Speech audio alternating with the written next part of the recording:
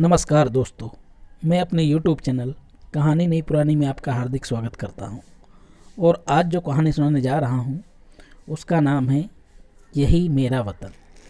इसके लेखक मुंशी प्रेमचंद जी हैं। तो आइए शुरू करते हैं हम अपनी आज की कहानी। आज पूरे 60 वर्ष के बाद मुझे अपने वतन, प्यारे वतन के दर्शन फिर से हुए।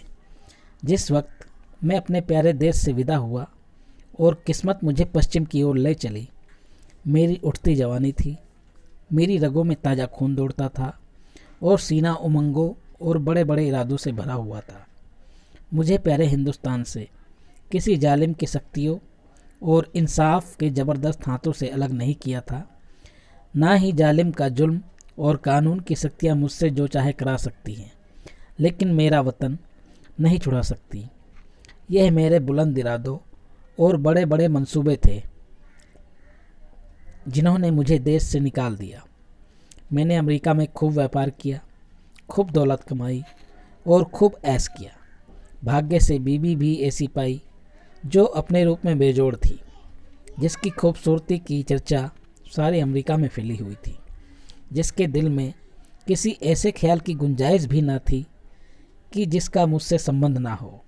मैं उस पर दिलो जान से न्यौछावर था और वह मेरे लिए सब कुछ थी। मेरे 5 बेटे हुए, सुंदर, हष्टपुष्ट और नेक, जिन्होंने मेरे व्यापार को और भी चमकाया और जिनके भोले भाले बच्चे इस वक्त मेरी गोदी में बैठे हुए थे। जब मैंने अपनी प्यारी मातृभूमि पर अंतिम दर्शन करने के लिए कदम उठाया, मैंने बेशुमार दौलत, वफादार बीबी, सपूत बेटे और प्यारे प्यारे जिगर के टुकड़े, ऐसी ऐसी अनमोल नेमतें छोड़ दी, इसलिए कि प्यारी भारत माता का अंतिम दर्शन कर लूं। मैं बहुत बूढ़ा हो गया था, 10 और हो तो पूरे 100 वर्ष का हो जाऊं। और अब मेरे दिल में कोई इच्छा भी ना थी, बस इसके सिवा कि अपने देश की मिट्टी में ही मिल जाऊं। यह इच्छा कुछ आज ही मेरे मन में पैदा हुई है, उस वक्त भी थी जबकि मेरी बीबी अपनी मीठी बातों और नाजुक अदाओं से मेरा दिल खुश किया करती थी। जबकि मेरे नौजवान बेटे सबसे आकर बूढ़े बाप को अदब से सलाम करते थे, उस वक्त मेरे जिगर में एक कांटा सा खटकता था।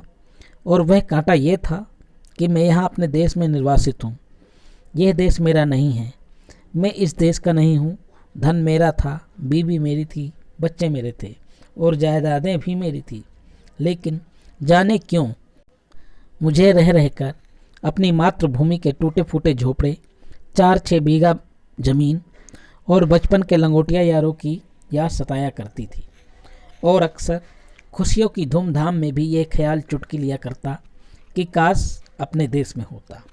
मगर जिस वक्त बम्बई में जहाज़ से उतरा और काले कोट पतलून पहने टूटी फूटी अंग्रेजी बोलते मल्लाह देखे, फिर अंग्रेजी दुकानें, ट्रामवे और मोटर गाड़ियाँ नजर आई, फिर रबड़ वाले पहियों और मुंह में चुरूट दाबे आदमियों से मुठभेड़ हुई, फिर रेल का स्टेशन और रेल पर सवार होकर अपने गांव को चला। प्यारे गांव की जो हरी भरी पहाड़ियों के बीच में आबाद था, तो मेरी आंखों में आंसू भर आए। मैं बहुत रोया, क्योंकि यह देश मेरा ना था। यह वह देश ना था जिसके दर्शन की लालसा हमेशा मेरे दिल में लहरें लिया करती थी। यह कोई और देश था, यह अमेरिका था, इंग्लिस्तान था, मगर प्यारा भारत नहीं। रेलगाड़ी जंगलों, पहाड़ों, नदियों और मैदानों को पार करके मेरे प्यारे गांव के पास पहुंची, जो किसी ज़माने में फूल पत्तों की बहुतायत और नदी नालों की प्रचुरता में स्वर्ग से होड़ करता था।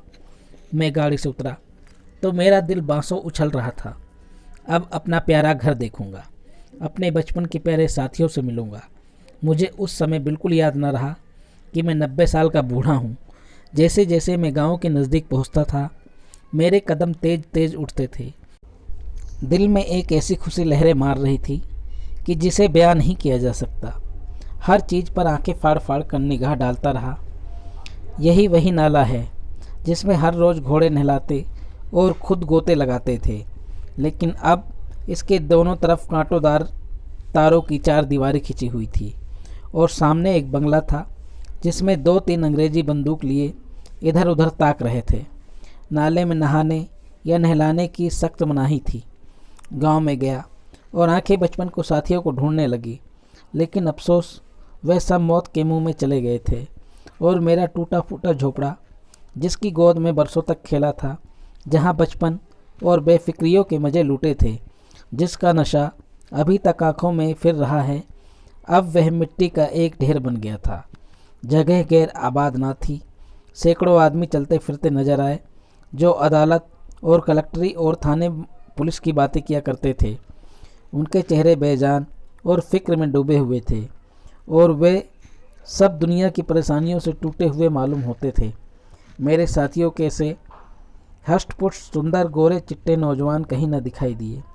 वह अखाड़ा जिसकी मेरे हाथों से बुनियाद डाली थी, वहाँ अब एक टूटा फूटा स्कूल था, जिसमें गिनती के बीमार शक्ल सूरत के बच्चे, जिनके चेहरों पर भूख लिखी थी, चिथड़े लगाए बैठे ऊँघ रहे थे। नहीं, ये मेरा देश नहीं है। ये देश देखने के लिए मैं इतनी दूर से नहीं आया। ये कोई और देश है, मेरा प्यारा भारत देश नहीं। फिर मैं उस बरगद के पेड़ की ओर दौड़ा, जिसकी सुहानी छाया में हमने बचपन के मज़े लूटे थे, जो हमारे बचपन का हिंडोला और जवानी की आरामगाह था।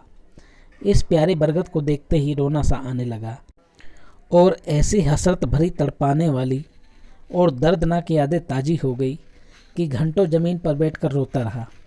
यही प्यारा बरगद है, जिसकी फुनगियों पर हम चढ़ जाते थे, जिसकी जटाएं हमारा झूला थी, और जिसके फूल हमें सारी दुनिया की मिठाइयों से ज़्यादा मज़ेदार और मीठे मालूम होते थे।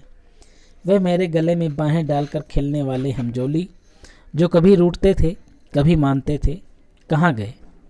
आह, मेरा बेघर मुसाफिर, अब क्या अकेला हूँ? क्या मेरा कोई साथी नहीं?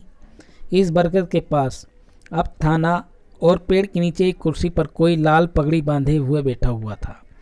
उसके आसपास 10-20 और लाल पगड़ी वाले हाथ बांधे खड़े हुए थे, और एक अधनग्गा अकाल का मारा आदमी, जिस पर अभी अभी चाबुकों की बौछार हुई थी, पड़ा सिसक रहा था। मुझे ख्याल आया, यह मेरा प्यारा देश नहीं है, ये देश कोई और ही है। यह यूरोप है, अमेरिका है, लेकिन प्यारा देश नहीं है, हरगिज नहीं। इधर से निराश होकर मैं उस चौपाल की ओर चला, जहाँ शाम को पिताजी गांव के बड़े बूढ़ों के साथ हुक्का पीते और हंसी दिल्लगी किया करते थे। हम भी उस टाट पर कलाबाजियाँ खाया करते थे। इसी चौपाल में लगी हुई एक गौशाला थी, जहाँ गांव भर की गायें रखी जाती थी, और हम यहीं बछड़े के साथ कुलेले करते थे। अफसोस, अब इस चौपाल का पता भी न था। वहाँ अब गांव के टीका लगने का स्टेशन और एक डाक खाना था। उन दिनों इसी चौपाल से लगा हुआ एक कोल्हाड़ा था, जहाँ जाड़े के दिनों में ऊख पैरी जाती थी और गुड़ की महक से दिमाग तर हो जाता था। हम और हमारी हमजोली घंटों गंडेरियों के इंतजार में बैठे रहते और गंडेरिया काटने वाली मजदूरों के हाथों की तेजी पर अचरज करते थे, जहाँ सैकड़ों बार मैंने कच्चा रस और पक्का दूध मिलाकर पिया था। यहाँ आसपास के घरों से औरतें और बच्चे अपने अपने घड़े लेकर आते और उन्हें रस भरवा कर ले जाते। अफसोस, वह कोल्हू अभी ज्यों के त्यों गड़े हुए हैं, मगर देखो, कोल्हाड़े की जगह अब एक सन लपेटने वाली मशीन है, और उसके सामने एक तंबोली और सिगरेट की दुकान है। इस दिल को छलनी करने वाले दृश्यों से दुखी होकर मैंने एक आदमी से, जो सूरत से शरीफ नज़र आता था, कहा, बाबा, मैं परदेसी हूँ, मुसाफिर हूँ, रात गुजारने के लिए मुझे ऐसी जगह दे दो। उस आदमी ने मुझे सिर से पैर तक घूर कर देखा और बोला, आगे जाओ, यहाँ जगह नहीं है। मैं आगे गया और यहाँ से फिर हुक्म मिला, आगे जाओ। 5वीं बार सवाल करने पर एक साहब ने मुट्ठी भर चने मेरे हाथ में रख दिए। चने मेरे हाथ से छूट कर गिर पड़े और आंखों से आंसू बहने लगे। हाय, यह मेरा देश भारत नहीं है, ये कोई और ही देश है।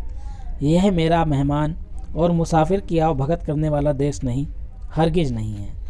मैंने एक सिगरेट की डिबिया ली और एक सुनसान जगह पर बैठकर बीते दिनों को याद करने लगा कि अचानक मुझे उस धर्मशाला का ख्याल आया, जो मेरे प्रदेश जाते समय बन रही थी। उधर की तरफ लफका कि रात किसी तरह यहीं काट दूं, मगर अफसोस, धर्मशाला की इमारत ज्यों की त्यों थी, लेकिन उसमें गरीब मुसाफिरों के लिए रहने के लिए कोई जगह न थी। शराब और शराबखोरी, जुआ और बदचलनी का वहाँ अड्डा था। यह हालत देखकर बरबस दिल में एक ठंडी आह निकली। मैं ज़ोर से चीख उठा, नहीं नहीं, और 1000 बार नहीं, यह मेरा प्यारा भारत नहीं है, यह तो कोई और ही देश है। अंधेरी रात थी। गीदड़ और कुत्ते अपने राग अलाप रहे थे। मैं दर्द भरा दिल लिए उसी नाले के किनारे जाकर बैठ गया और सोचने लगा कि अब क्या करूं।